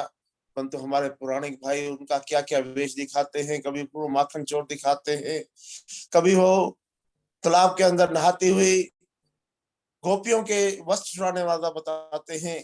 इतने बड़े महापुरुष के अंदर इतनी बड़ी कमियां दिखाकर क्या हम अपने आप को छोटा नहीं कर रहे। मैं, क्योंकि समय की एक मर्यादा है, मेरे को 2-3 मिनट के लिए कहा था, परंतु मैं भी भावावेश में आ गया। मैं आज आप सभी को जन्माष्टमी की बधाई देता हूं, तथा मैं प्रार्थना करता हूं इसी प्रकार जिस प्रकार का कार्य हमारे लखनपाल जी आर्य बहुत ही अच्छे सुचारू रूप से इसे चला रहे हैं, आगे भी चलाते रहे। परमात्मा इनको शक्ति दे, इसी प्रकार के वेदों के प्रचार प्रसार को आगे बढ़ाते रहे। मैं आप सभी का आर्य केंद्रीय सभा की ओर, गुड़गांव की ओर से पुनः आभार एवं धन्यवाद प्रस्तुत करता हूँ। ओम। लक्ष्मण पाहुजा जी हमारे बहुत अच्छे पदाधिकारी हैं आर्य समाज के। डॉक्टर कल्पना रस्तोगी जी, बहन निष्ठा विद्यालय का। डॉक्टर कल्पना जी। जी स्वागत है आपका। धन्यवाद। एक सेकंड मैं अब मेरी आवाज आ मैं रही थोड़ा है? सा कुछ कहना चाहता हूँ। हाँ बोलिए, मैं एक सेकंड आर्य जी, मैं कुछ बोल रहा हूँ थोड़ा सा। बोल लीजिए। मैं आप सभी को बहुत बहुत, जितने भी आप आर्य जी, जो लखनलाल आर्य जी हैं, और आप सभी जितने भी अधिकारी हैं, और अभी पाहुजा जी बोल रहे थे, तो मैं आप सबको बहुत बहुत साधुवाद, बहुत बहुत शुभकामनाएं, और मैं क्षमा चाहूंगा आप सबके बीच से मुझे निकलना पड़ रहा है, तो मैं इसके लिए बहुत बहुत धन्यवाद दिया। चले जाइए, आपकी चले जाइए, आपको समय हो चुका आपका जी, कोई बात नहीं। डॉक्टर कल्पना जी, डॉक्टर कल्पना जी, जी जी जी, स्वागत है, आइए। सबको सादर नमस्ते। नमस्ते। बहुत सुंदर कार्यक्रम चल रहा है, बहुत सुंदर अभी विचार सुनने को मिले नरेंद्र मैत्रेय जी के, राष्ट्र धर्म पर भी, श्री कृष्ण पर भी। और मैं बस इसमें इतना ही जोड़ना चाहूंगी कि श्री कृष्ण योगेश्वर, उनके अगर जीवन चरित्र को इतने हम लोग उस पर ध्यान दें, पढ़ें, तो समाज का, देश का पूरा रूप ही बदल सकता है, दिशा ही बदल सकती है। उनकी 16 कलाओं के वो मालिक थे। 16 कलाएं, जिसमें कि 5 ज्ञानेंद्रियां, 5 कर्मेंद्रियां, 5 प्राण और मन, इन सब पर उनका पूरा अधिकार था। और इसी कारण वो हम सबके जीवन में इतनी सुंदर संदेश दे पाए। उनको धारण करना हम सबका कर्तव्य बनता है। और यदि हम उनके उपदेशों को अपने जीवन में अपनाएंगे कि निष्काम कर्म करें, स्वार्थों से ऊपर उठकर कर्म करें, तो और वो भी कर्म ईश्वर को समर्पित करते हुए करें, तो ऐसा करने पर कोई दूध वाला अपने दूध में पानी नहीं मिला सकेगा, कोई राशन वाला खाद्य पदार्थों में मिलावट नहीं करेगा, और हमारे चाहे राजनेता हो, डॉक्टर, चिकित्सक, इंजीनियर, कोई भी हो, सब अपने स्वार्थों से ऊपर उठकर पूरी निष्ठा से, पूरी ईमानदारी से कार्य कर पाएंगे, तभी इस देश का और इस समाज का हित हो सकता है।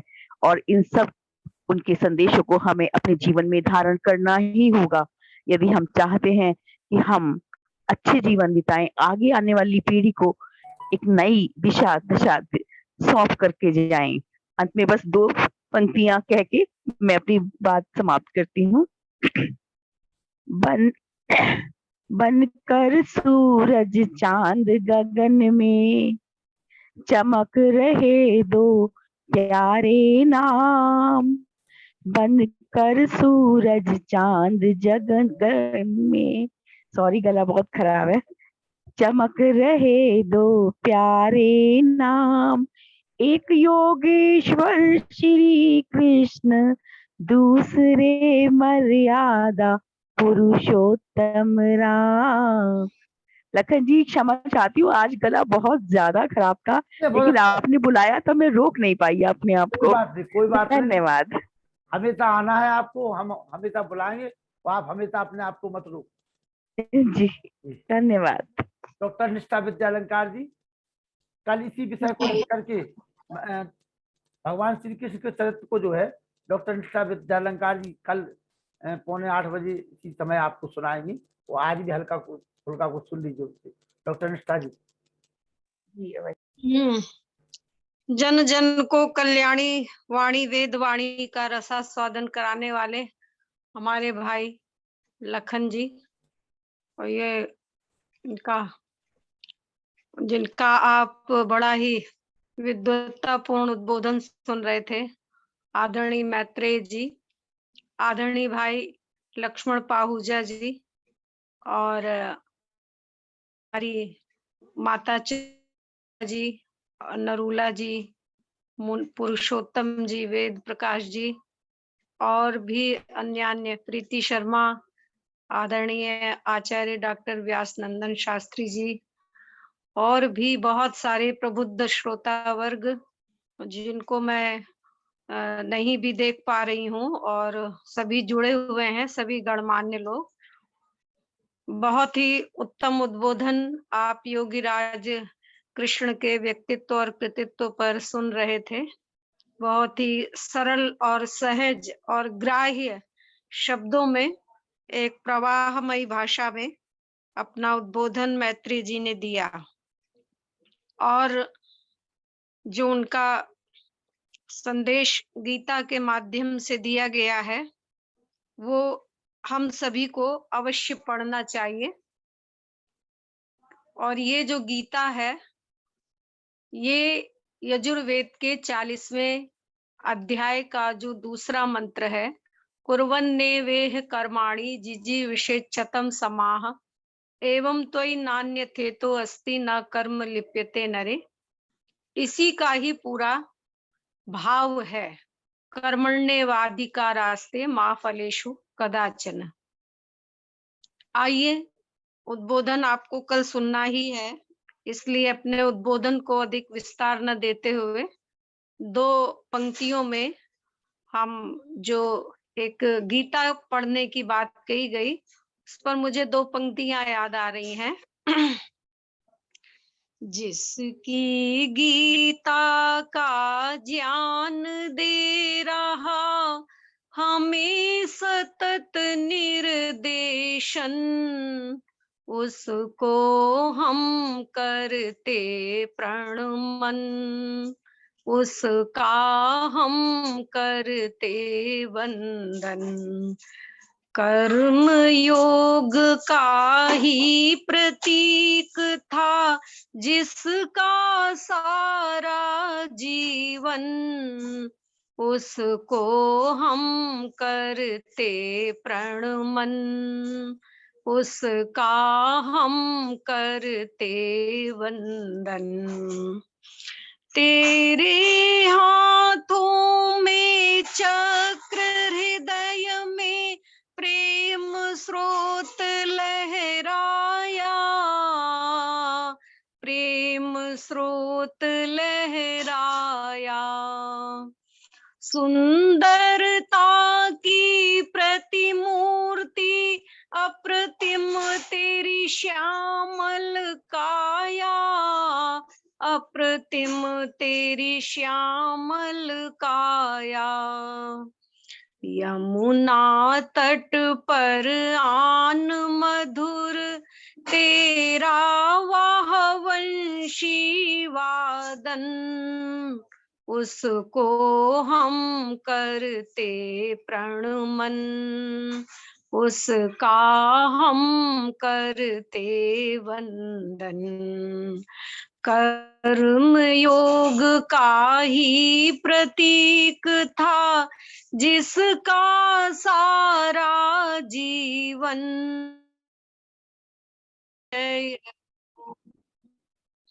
जहाँ धर्म वहाँ पर जय हो, जहाँ कृष्ण वहाँ पर जय हो, जहाँ कृष्ण वहाँ पर जय हो।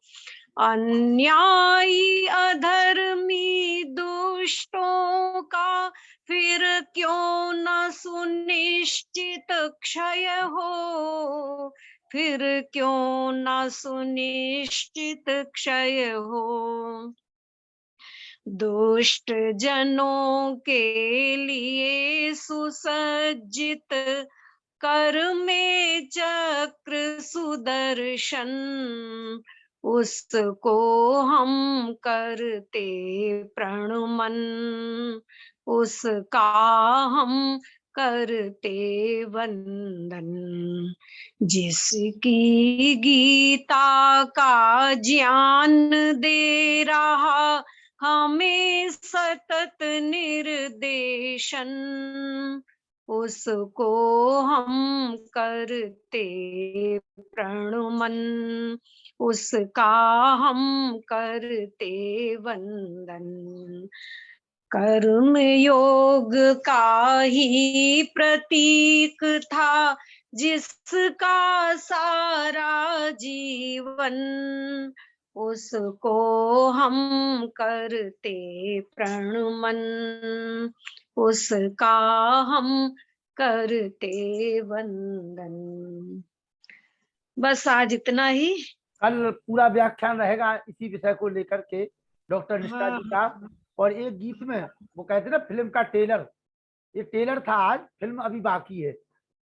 अच्छा, ये ट्रेलर है, आज फिल्म अभी बाकी है। कल फिल्म देखिए पूरी मैंने आप लोग। कभी भजन इतना सुंदर है। शायद लंबे समय तक एक बहन सोनीपत से सुनना चाह रही थी, उनका नाम भूल गई, जो आपसे मेरा नंबर चाह रही थी, और उनकी भी पसंद का जो भजन उन्होंने कहा था किसी दिन सुनाऊंगी। थोड़ा कोई बात स्वास्थ्य नहीं, और कल फिर सुनाना पड़ेगा आपको यही भजन, और इसी से शुरुआत नहीं, और करना आप। दूसरा सुन लेंगे, कोई नहीं। हाँ, ये अभी देखिए सब लोग सुन लीजिए शर्मा जी, ये अभी ट्रेलर है, फिल्म कल रिलीज होगी, ध्यान रखना सब लोग, और ज्यादा से ज्यादा लोगों को जोड़ना आप। डॉक्टर प्रभात सक्सेना जी, बैंक अधिकारी, संस्कृत के लिए काम करने वाले, गुजरात की धरती से हमारे बीच में प्रभात सक्सेना जी, आइए दो शब्द। ओम। ओम जी, आवाज आ रही है? ठीक। आ रही है, आवाज आ रही है। आवाज जी। बोलिए बोलिए। आप सभी को श्री कृष्ण जन्माष्टमी के पावन पर बहुत बहुत बधाई। अभी जो गीत के माध्यम से, कविता के माध्यम से बड़ी सुंदर जीवन चरित्र सुन रहे थे। योगी राज कृष्णचंद्र जी को योगी राज कहते हैं, और उनका जन्म आज से लगभग 5249 वर्ष पहले हुआ था। और कुछ कुरीतियां बीच में इतनी आ गई, कुछ मिलावटी तत्वों ने, कुछ क्या कहना चाहिए उनको, ऐसे लोग जिनको कि क्या नाम दें, जिन्होंने उनके चरित्र पर ही छींटे डाल दिए। एक तरफ तो भगवान कहते हैं, पूजा करते हैं, दूसरी तरफ उनको माखन चोर बताया, रास लीला करने वाला बता दिया। यहाँ तक कि ये भी बैठ कह दिया, जब कभी वस्त्र नहाने जाते थे वहाँ पे गोपियाँ, तो वस्त्र उठा ले जाते थे। इस तरह के लांछन लगा करके बड़ा ही गलत व्यवहार किया, जिसको कि भगवान मानते हैं। ऐसा कुछ भी नहीं था। भगवान योगी राज कृष्ण जी बहुत बड़े योगी थे, बहुत विद्वान थे, राजनीतिज्ञ थे, कूटनीतिज्ञ थे। उनकी एकमात्र पत्नी थी रुक्मणी देवी, और उनका एक पुत्र था प्रद्युम्न, जो बिल्कुल हूबहू उनके जैसा लगता था।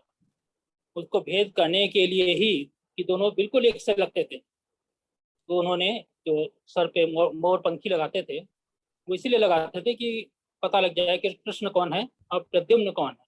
इतनी उन दोनों में समानता होती थी। उनके बहुत जो विशेष गुण थे, वो एक तो अत्याचारियों को दंड देना उनका मुख्य लक्ष्य था, सज्जनों की रक्षा करना उनका मुख्य लक्ष्य था, और वो वेद विद्वान भी थे। उनकी आयु लगभग 125 वर्ष की थी। इतने बड़े वो ब्रह्मचारी थे। और ब्रह्म की चारी के ब्रह्म का अर्थ, वहाँ पर ब्रह्मचारी का अर्थ ब्रह्मचारी ही नहीं है, वहाँ पर ब्रह्म का अर्थ ब्रह्म विद्या यानी वेद विद्या को भी जानना है। वेद के विद्वान भी थे। अभी तो जो कुछ भी उनके बारे में कहा जाता है, अंश ने ये ऐसी सुनी सुनाई बातें, इसको भूल करके उनका जो योगी राज वाला जो उनका जो जीवन का जो लक्ष्य है, जिन्होंने उनको पूर्ति की, एक तो राजनीति, बहुत बड़े राजनीतिज्ञ थे, युद्ध का पूरा संचालन किया, और साथ साथ पांडवों की रक्षा की, कौरवों से युद्ध करने में अर्जुन को उन्होंने पूरी प्रेरणा दी। उसी पर उन्होंने पूरा एक तरह से गीता का जो उपदेश है उसी पर आधारित। कहते हैं यतो कृष्ण ततो धर्मः, जहाँ कृष्ण है वहीं धर्म है। यतो धर्मः ततो जय, जहाँ धर्म है वहीं जय है। तो धर्म के बारे में तो बहुत कुछ कहा गया। मनुस्मृति में इसके 10 लक्षण बताए गए।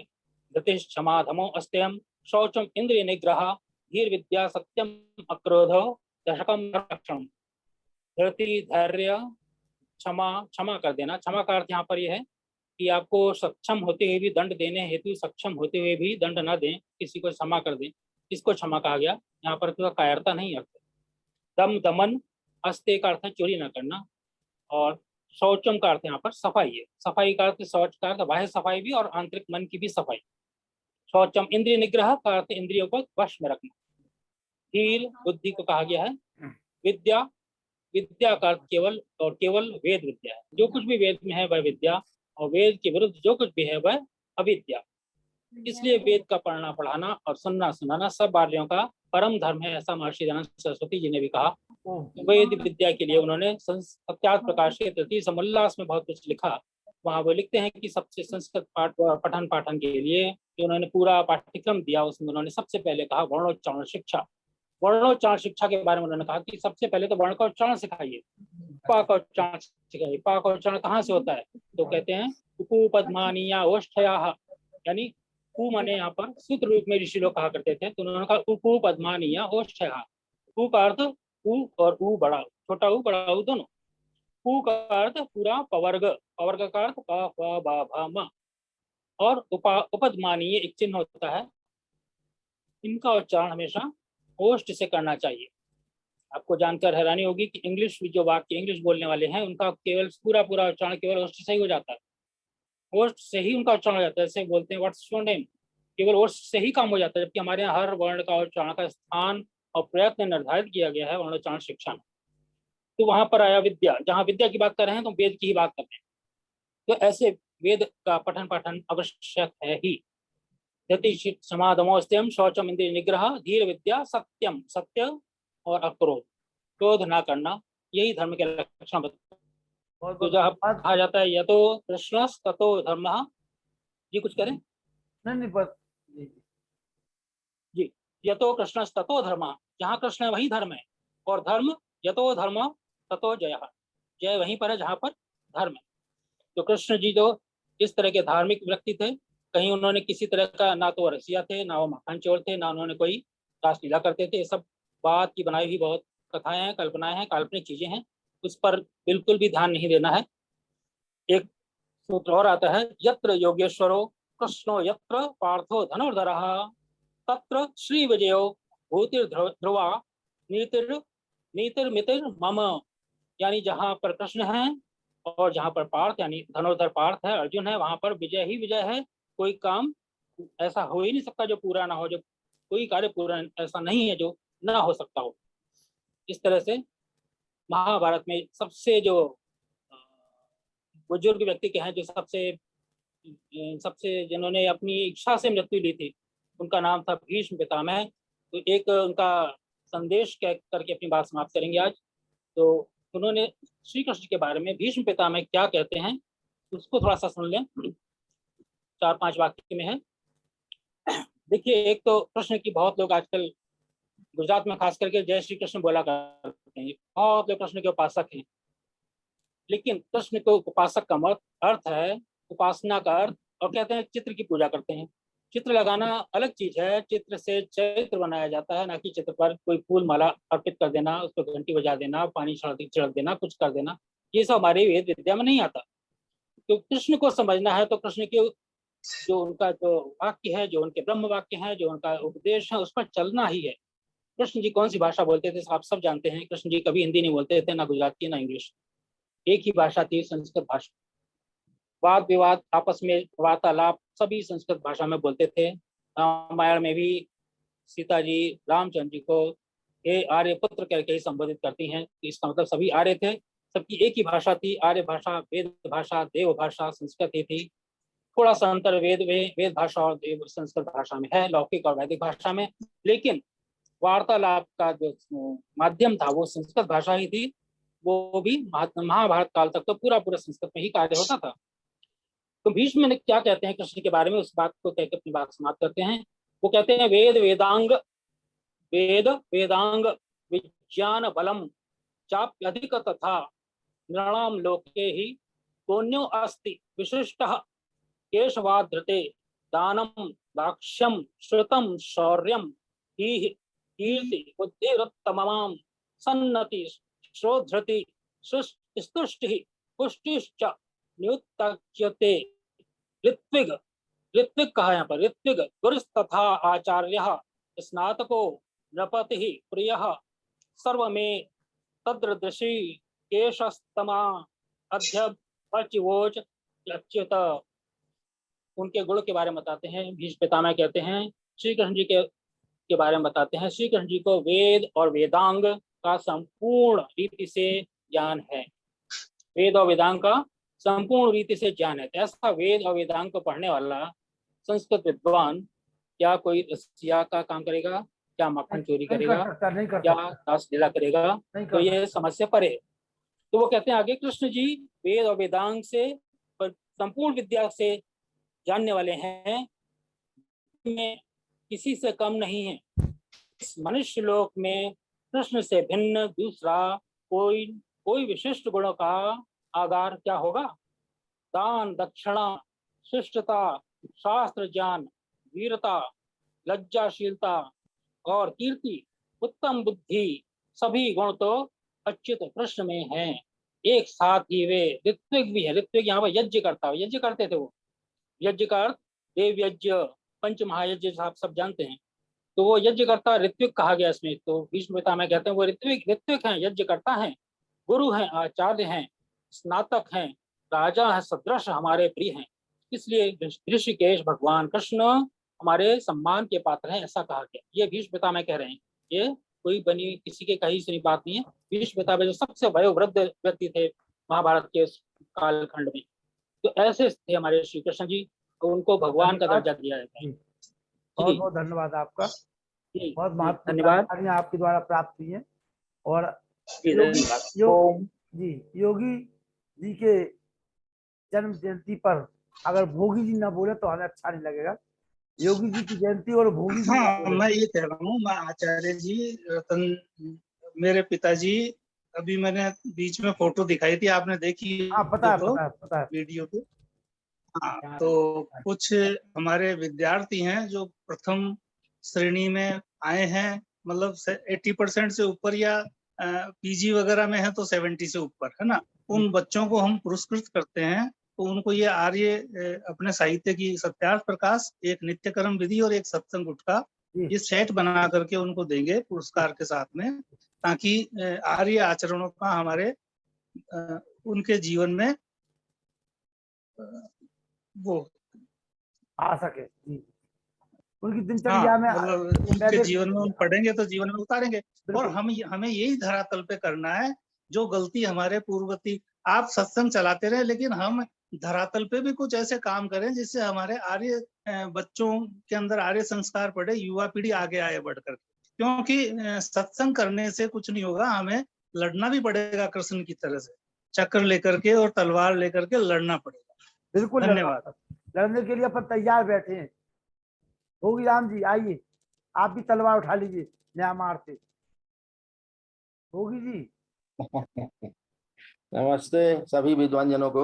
आइए, आप भी तलवार लेकर आइए म्यांमार से। नहीं, आज तो बहुत सी तलवारें, क्या बोलेंगे, बहुत से ओजस्वी वाणी में सभी योगी राज कृष्ण जी के बारे में सुना, बहुत ही मन खुशी हुआ। गीता के उपदेशक, नीतिज्ञ, तपस्वी, बलवान, दानी, दयालु, धैर्यवान, कर्तव्यशील, व्यवहार कुशल,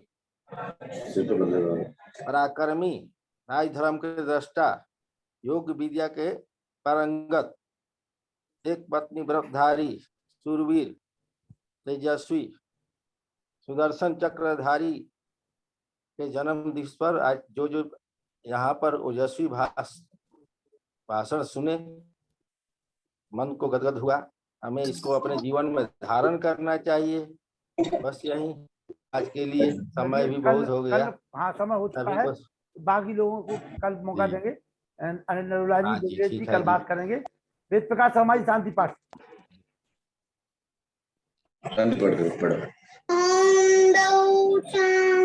अंतरिक्षं शांति पृथ्वी शांतिराप्य शांतिरौषधयः शांति वनस्पतयः शांति विश्वेदेव शांति ब्रह्म शांति सर्वं शांति शांतिरेव शांति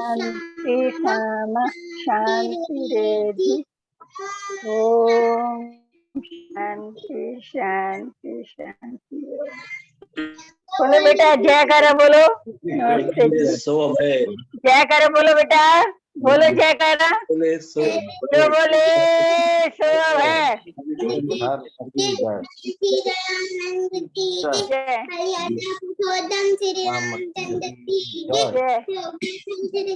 चंद्र की जय, राम की जय,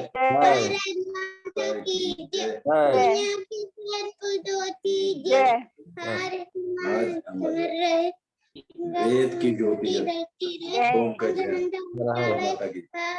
माता तरह तो पालन बड़ा धनी।